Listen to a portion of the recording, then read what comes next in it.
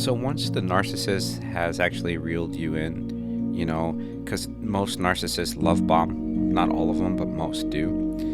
And, after that point, once they reel you in, they'll do the bare minimum after that, because after that, you're pretty much trauma bonded. And after that, you rely on the narcissist, attention and validation to confirm that that love still exists. And so what happens a lot of times with the victim is that they really think that, they have to try harder, they have to do more. And the narcissist at this point, because the victim is doing that, they have to do less, and they can do less. And so they will breadcrumb you. They'll do the bare minimum to keep you around long enough. And at this point, you're just constantly just being fed from these breadcrumbings, and it continues throughout the relationship, and it gets worse and worse, and then the narcissist at this point feels like, they have a leverage, and they have their needs met, by doing less. So that's like everything for them, because you got to remember, they need energy, they need fuel, to give out. And so if it's the least fuel they can put out there, like, the bare minimum, that's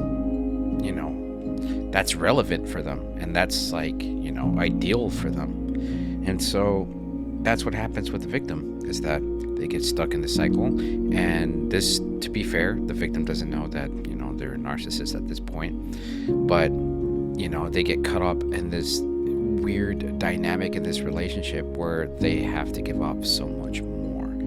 And then, the narcissist takes, and by that time, the victim has nothing else to give, because they gave so much. It's like they gave everything that they had, their worth, their self-worth and everything, their self-respect, and they disabled that. And so by that time, it's like, all right, the narcissist sees something that's like, all right, I'm getting bored from this, next, and not only that, it's like they depleted you from your resources, your supply, narcissistic supply, which they crave, this which they thrive off, and so when the victim has nothing else to give, they kind of move on.